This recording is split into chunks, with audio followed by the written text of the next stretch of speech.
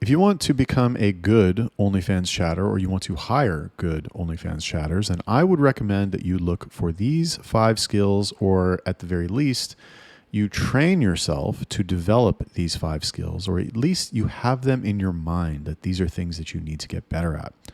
Developing these skills is not something that you can do instantly. It's going to take time. You can study for a lifetime on these things and still have plenty of room to improve. However, these are skills that I believe every chatter needs. And if you are a chatter and you have these skills, you'll make more money. And in fact, I just thought of another one. Fuck. So it's 6 skills now. So number one. You know what? And we're going to start with the one that I just fucking thought of. Yes, we're going to do it. The most important skill that you need to develop as a chatter, arguably, is that you need to get comfortable with asking for the sale.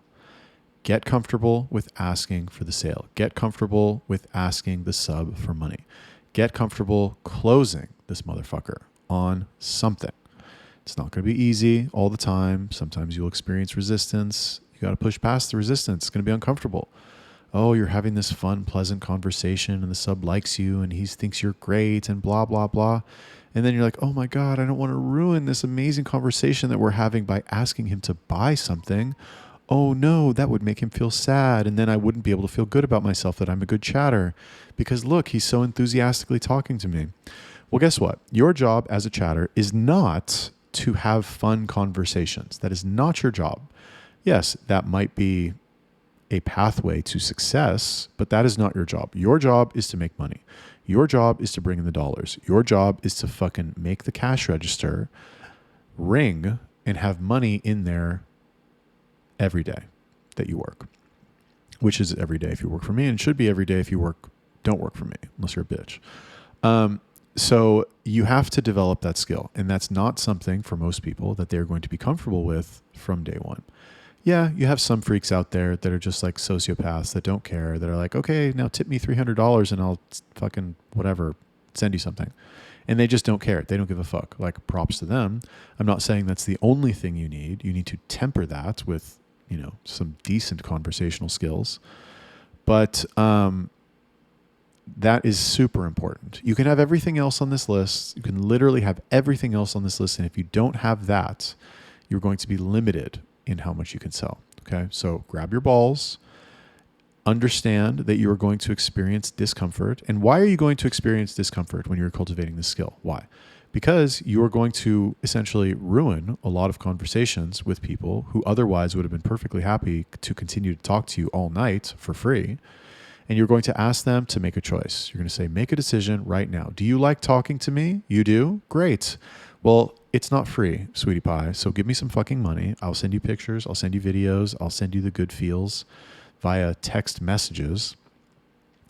But you got to pay to play here. And if you do not, then that's it. It's over. And not everybody's going to say yes. Not everybody who you ask to buy something or who you ask for money from is going to tell you yes. And in fact, more people might say no than say yes. And you just have to accept that. Failure is built into sales. You are going to fail. It's built into sales. It's built into business, but especially sales. You are going to try shit. It is going to fail. You are going to fuck up. You're going to make mistakes.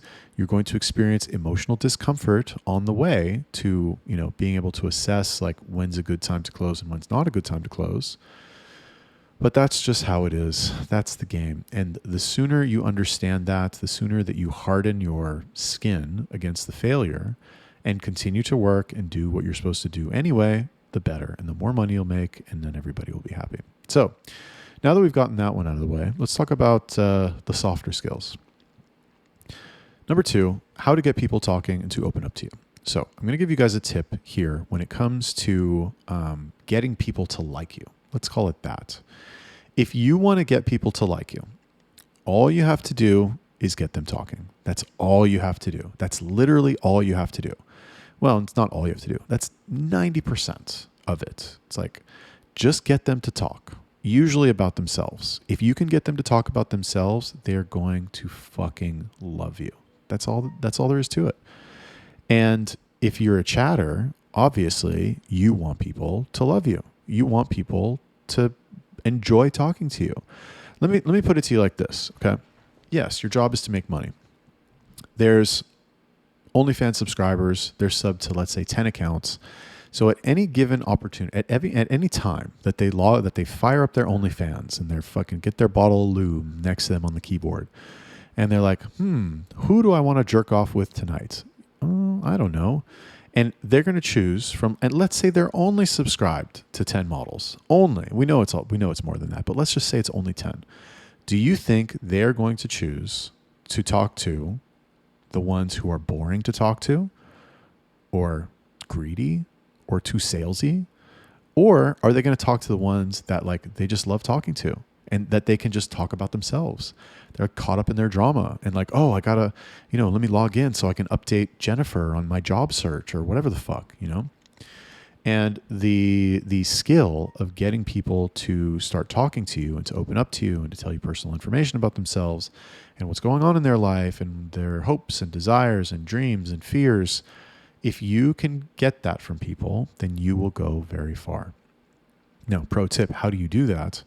Well, I would say, it's a great place to start would be ask fucking questions. That's one thing that fucking is crazy to me is like, anyway, I don't want to get off on a fucking rant, but like as a chatter, you need to develop an interest in the people that you are trying to sell to. You need to become genuinely interested in them. You need to want to know about them. And when you are genuinely interested, you will ask questions. Think back, if you're a new chatter, think back to like your first day that you worked with a chatter who's experienced. You probably asked him a million fucking questions because you were genuinely interested in the topic. Nobody like had to give you a fucking schedule of questions to ask or said like, oh, you got to ask 3 questions here. No, you were asking fucking questions nonstop because you were genuinely interested in it. You need to apply that same level of interest to the subscribers that you are trying to sell to. They will sense it. They will feel it. They will respond in kind, and you will be the one that they go to, regardless of what the model looks like, regardless of anything else. If you are the one that makes them feel good with your little messages, then they will want to talk to you. And if they're talking to you, you can fucking sell to them and you can get their money. If they're not talking to you, you can't get their money. Number 3, how to flirt so you can get a reaction out of your subscribers. So yes, on the one hand, you obviously want to get people talking about themselves. They will like you more if they talk about themselves. If you let somebody sit and tell you their whole fucking life story and everything about them, then they'll love you. Now, what you want to work in there as well is you don't want to do what I call dick sucking, which is like, oh, you told me this thing about you. Wow, that's so amazing. You're so amazing. Oh my gosh, I can't believe you fucking are drinking water right now. Whoa, you're so hydrated. Whoa, so cool. Who cares? Who gives a fuck? Okay, that's not the way to do it. What you want to do is you want to learn how to flirt. And flirting essentially comes down to, a big part of flirting is breaking rapport. In breaking rapport, if you want to do it in like a normal words, is basically teasing. You want to tease the other person good-naturedly. You don't want to like insult them. You don't want to be mean to them. You want to do good-natured teasing, right? It's like, remember when you were in fucking elementary school and like some girl would come over and fucking punch you? It's like, that girl likes you because like she's trying in her awkward, 8-year-old way to like show you that she likes you by doing something other than, so she's like doing the opposite, and that's kind of what a break in rapport is as well. And the best way to do a break in rapport is after you qualify a subscriber. So you say to a subscriber, what do you do for work? Oh, I'm a computer programmer. And then you would say something like, oh my God, you're a programmer? You probably fucking, I don't know, you're probably like, you got the dorky glasses, right? Ha ha ha, like Harry Potter. Oh my God. I'm going to call you Harry Potter from now on. And it's like, you're teasing him, but you're not like, oh, you're a dork. What a loser. I'll bet you fucking can't even bench press 245 or whatever, right? You're not being a dick about it. You're just like, it's good-natured teasing. So you're kind of, you're reframing the information that they gave you in a negative light.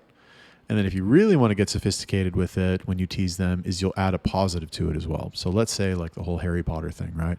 Oh, you're a computer programmer. Oh my gosh, you probably like, like I can just imagine what you look like right now. You probably look like, you're like a skinny guy with the, glasses, and you look like Harry Potter. Ha ha ha. Oh my gosh, I love Harry Potter. This is still the chatter talking, like, but I actually had a huge crush on Harry Potter when I was growing up. Like, I love those movies, and like, I always imagined myself as Hermione, blah, blah, blah. So it's like, on the one hand, you teased him about looking like fucking Harry Potter. That's the negative. And then on the other hand, you said something nice about Harry Potter. So it's like, yes, it's a negative, but here's also a positive. And that drastic swing in the emotions, right? You hit them with the negative spike and then the positive spike. That right there will take them for a ride. That will get them more engaged. It also makes the conversation more interesting, so they have more things to talk about. I'll give you another example. Well, I mean, that should be clear. And that will be huge in your chatter toolbox. If you can get reactions out of people, if you can get people reacting to you, then you will be on the front of their mind all the time. They will always be thinking about you. They will, this is what you need to do to like get people to fucking start thinking of like comebacks in the shower, or like, things that they'll do to you, or things that they'll say to you to like tease you back. Like, this is it right here. This is how you dig into their brain, you hook yourself in, and you get them thinking about you. So do not underestimate learning how to do breaks and rapport and push pulls. I have the whole video on chatting, link in the description if you haven't seen that. It's very in-depth. Number 4, is you want to learn how to write compelling PPV descriptions. Okay, so look, you can be the best conversationalist. You can have the most, compelling breaks and rapport. You can get people to talk to you. You can, well, I guess if you're a shark for the money, that'll balance a lot out if you're a good closer. You know what I mean? If you're a good closer, like you can, if you're 100% good closer and 50% good at like the rest of this shit, you'll do just fine. But that said, if you also can write compelling PPV descriptions, your job is going to be so much easier. You are going to make so much more money. You guys don't understand this. It's crazy. Like, okay, let me explain it to you like this, chatter bro. You could make an extra 50% in every shift. Easy, if not double your sales in every shift, if you had a pre-written description for a sexting set. Just one, right? How many sets are you selling in a shift? You're probably selling the same fucking set anyway every day, right? If you have take 20 minutes of your life, an hour, let's say you're stupid, an hour of your life, take an hour of your life and write out long descriptions that are very graphic, they're very visual, that paint the picture, that like when you read them, your dick gets a little hard when you read them. Write those out, and then when you send a PPV, send the description with the PPV. I'm almost insulted, honestly, when I see it's the newer chatters now. My older chatters, they fucking know better. But when I see my newer chatters sending PPV descriptions that are like 10 words, and it's like, dude, would you pay for that? Oh, watch me be naked and fuck a dog. Well, no, don't say that, but like, whatever. They write 10 words of like, oh, I'm naked and I'm so horny for you, baby. $10, please. No, that's boring. But if it's like, oh my God, I'm soaping up my big fat titties in the shower, and like you can see the water dripping down my body and the soap is hanging off my nipple as I rub my sexy, smooth skin and just soap up my hair. I don't know, whatever the fuck, right? But the point is that you go on and on and on. And what's going to happen, I promise you, gentlemen, if I continued like that and you actually thought I was a girl, like you actually thought I was like some chick with huge tits, and I started talking like that and you imagined what that looked like, you would get a little horny and you'd be like, I kind of want to see that. And the sub experience is the same thing. So what you want to do is you don't want to deprive them of the opportunity to experience that. That's really what, when it comes to selling a PPV, that's really what giving the sub a good experience, if we're talking about like the sexual gratification part, that's really what it comes down to, is like the, the fun part of buying content from OnlyFans models is not blowing your load on your fucking keyboard. That's not the fun part. That's like the ultimate like climax, right? But they can go do that for free. What you're giving them, okay, in the conversation, what you're giving them is a condensed version of the seduction process, right? And if you're smart and you do it like I tell you, is you're doing the romantic stuff too, right? That's the romantic stuff. Then you have the seduction, and then you have the climax. And that's what they pay for. Okay. They are paying for the experience. And really what it is, remember this word, they're paying for the anticipation of the climax. They're not paying for the climax. They are paying for you to properly titillate them and tantalize them with the anticipation of the climax. I'll give you a simple example. Let's say you're really hungry. You're so hungry, right? And you're just imagining this food you're going to eat. And you're like, oh my God, I'm so fucking hungry. Like, I can't wait. You're going to go eat a buffet, Chinese buffet, let's say. Right? Now, some of you are like, oh my God, Chinese buffet, that's so gross. Whatever, steak, I don't know, whatever the fuck you want. You're so hungry and you're just like, oh my God, I could go eat this food right now. I'm so excited. And you're like driving in the car and you're salivating. You're just so fucking hungry. You're like, oh, I can't wait till I get there. I'm going to sit down in the chair and I'm going to like go right away. And first, let's say it's a buffet, right? Buffet is a good example. I'll tell you why in a second. Oh, and I'm going to go first. I'm going to get the shrimp, and then I'm going to get the prime rib, and then I'm going to get the fucking guacamole, and then for dessert I'm going to get the soft serve ice cream and like whatever, right? And you're just like thinking like, oh, I'm going to get all this food. It's going to be so amazing. And then you start eating the food. The first bite, oh my God, it's incredible. You just love that first bite. The second bite, it's still good, but it's not as good as that first bite. And then you're eating and eating and eating, and then before you know it, you're just like on your eating momentum. And you're like, okay, well, yeah, I guess I'm kind of full now. I'm not really like, you kind of calm down. And then by the time you're done, you're like, ugh, why'd I eat all that? Fuck, I'm never coming here again. But what was the most pleasurable? Like, let's look at that experience, right? Let's look at that whole thing. What was the best part, right? What was the best part? The best part was the anticipation. The best part was the beginning. And when you are communicating with a sub, I want you to think about it in the same way. The best part is going to be you building the anticipation, you building the sexual tension. And I feel like that's one thing that too many chatters get wrong. Now, how do you do that? Well, it's not necessarily with qualifying commonalities, breaks in rapport. That's part of it, but that's really kind of just the precursor to it. What is really going to build the anticipation is the PPV descriptions. And if you are not good at the PPV descriptions, you are not going to have long-lasting relationships with subscribers. If the guy running your agency is just so fucking good and he's like Bumble God, bringing in you fucking 100 subs a day and you can afford to be shit, like, okay, fine, good for you. But if they patch that shit next month and he starts getting on your ass about chatting like a retard, you might have to employ some better PPV descriptions. And even if the traffic is super good, better PPV descriptions will make you more money. So just my 2 cents. Number 5, it's a big one.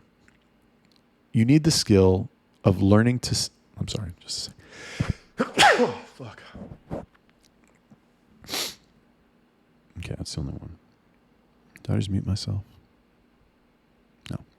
You need the skill of learning to sell according to a system without mercy. I'm going to say it again. You need the skill of learning, of knowing how to sell according to a system without mercy. Let's go through this. So,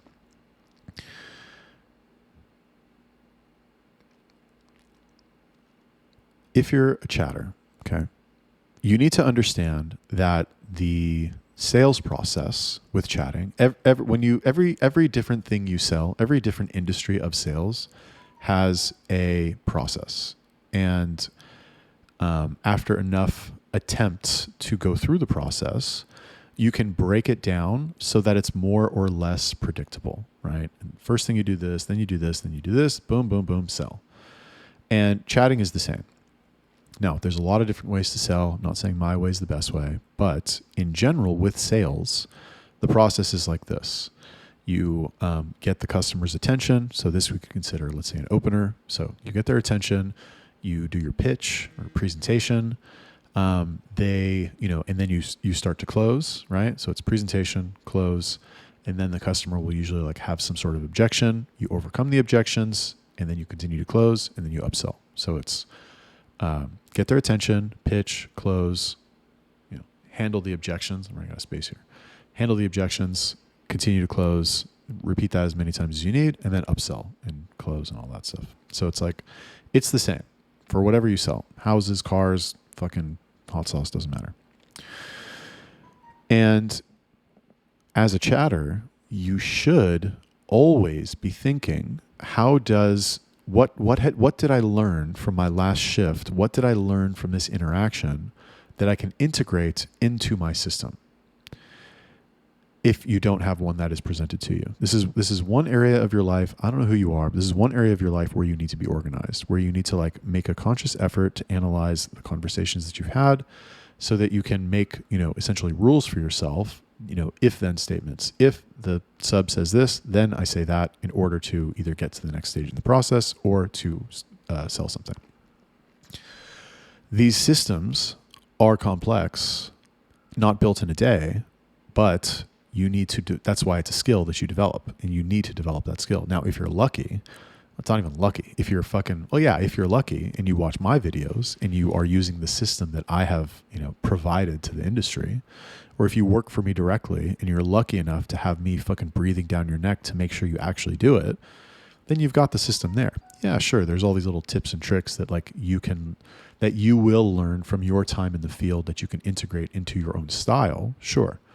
But like, the skeleton is there, the fundamentals are there, and you need to learn how to work according to that system all day, every day, like a fucking robot. Now, let's talk about the second part, without mercy.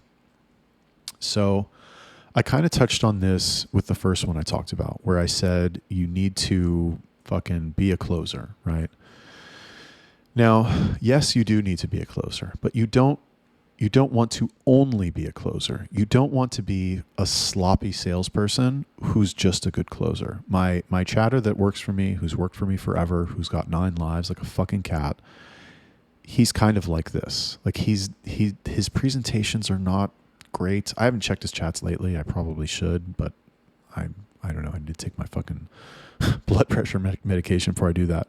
But he is a hard closer. He's probably the hardest closer I have. He's probably the hardest closer I've ever seen as a chatter. Dude is fucking ice cold. Now, he doesn't have any mercy. He has he's like, when he tries to close a sale, it's like a life or death situation.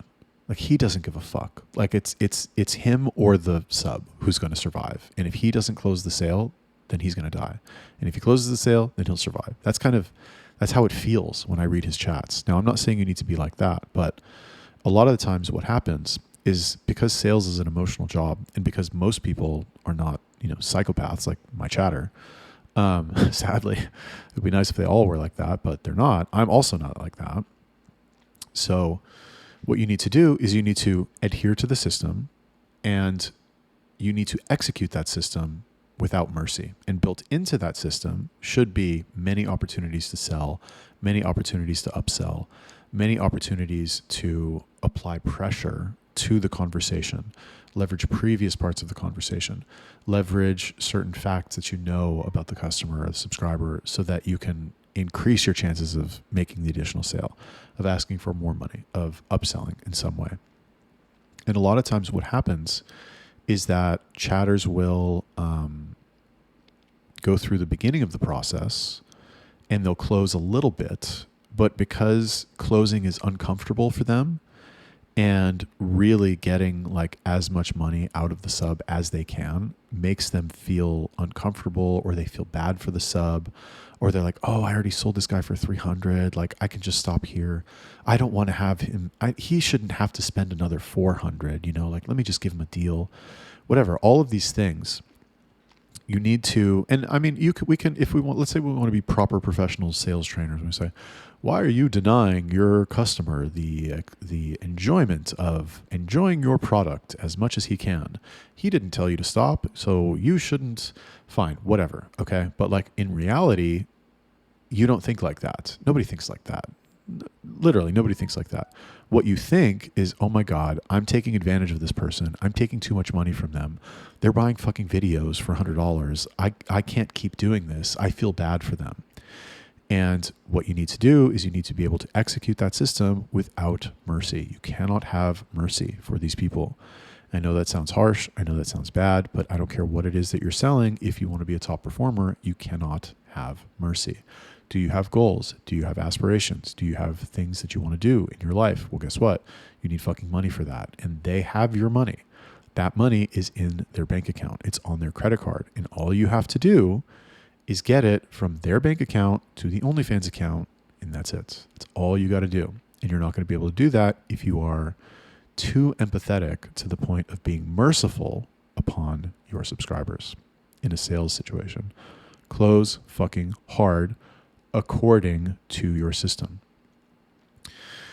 And then finally, this is arguably one of the most important ones, if not the most. This is right up there with being a hard closer, being comfortable with closing, I should say. I don't want to say hard closer.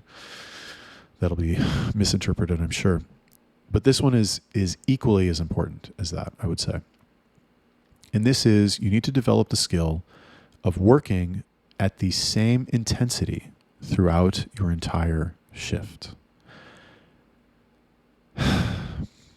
Okay. If you're a chatter and you're watching this and you want to sell more on your next shift, this is what I want you to do.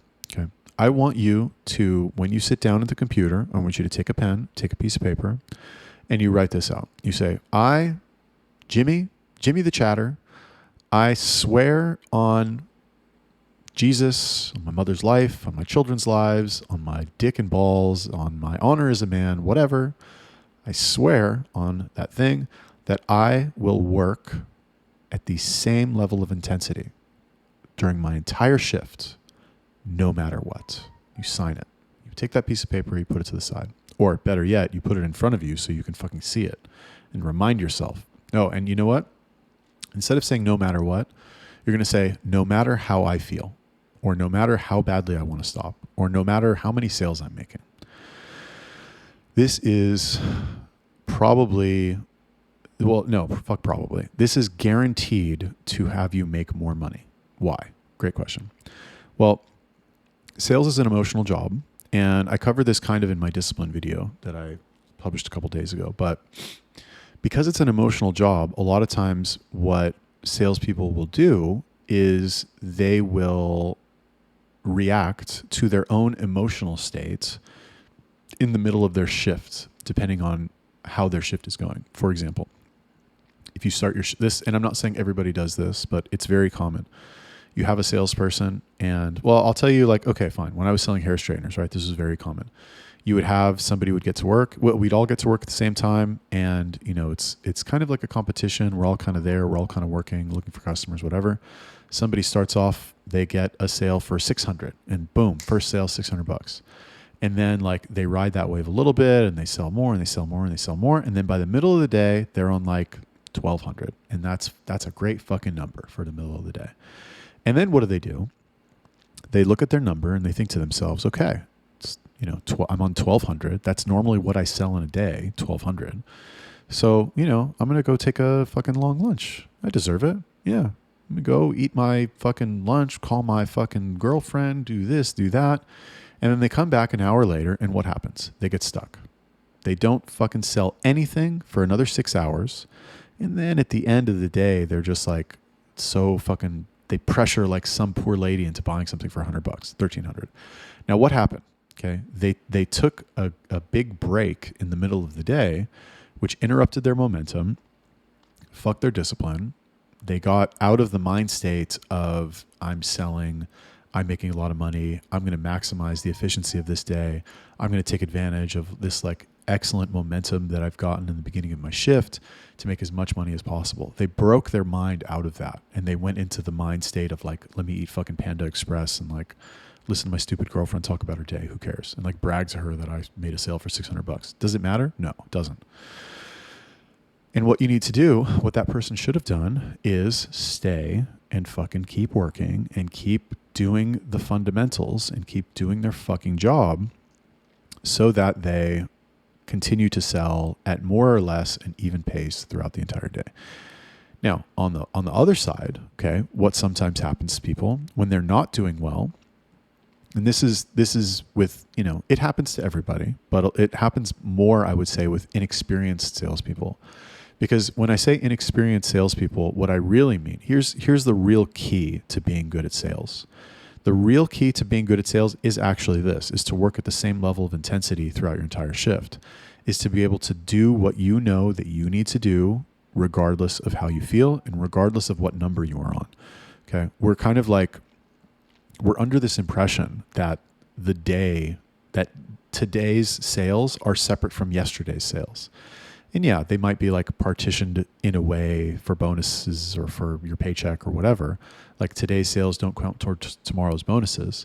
But in the big scheme of things, like you're going to work today and you're going to work tomorrow. And like, it's not like you start on zero today and then you start on zero tomorrow. No, you've got all those other sales that you've made. Like you're still going to get paid for those.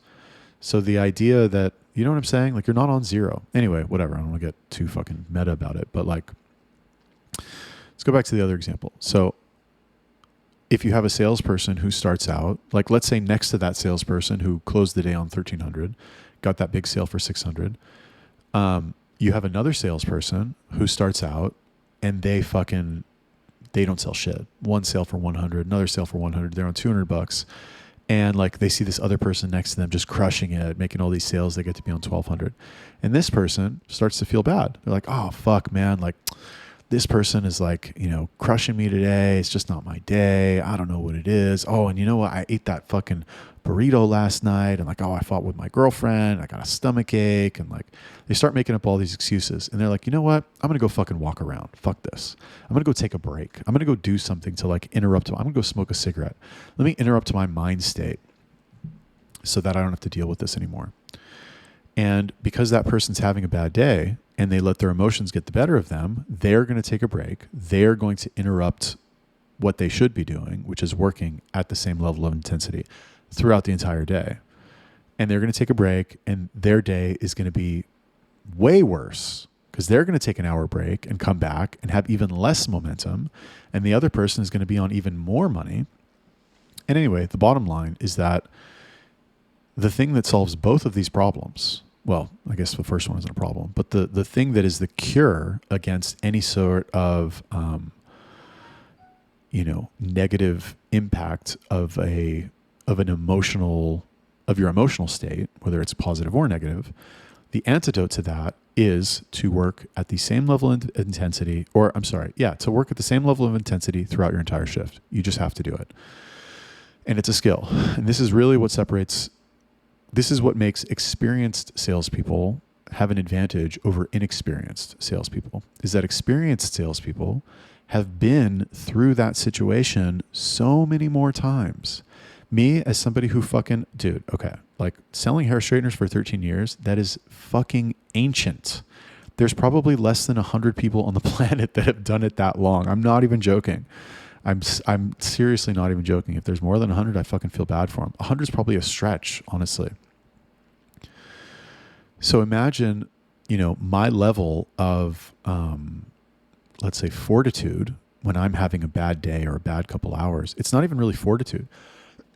It's just that I've had so many experiences of like bad days that turn good or good days that turn bad, or experiences where I worked all day and the day, sometimes I made sales in the morning, sometimes I made sales in the evening, sometimes I made sales in the middle of the day, sometimes I made sales all day, sometimes I didn't make any sales at all. But the act of like maintaining the same level of intensity throughout the entire day caused the good days to be extremely good, caused the average days to be good, and caused the days that would have turned out to be bad to be like above average.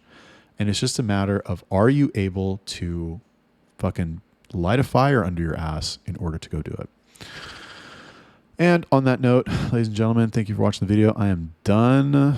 Hit me up for coaching. Watch my other videos. Links in the description. Follow, like, subscribe. Goodbye.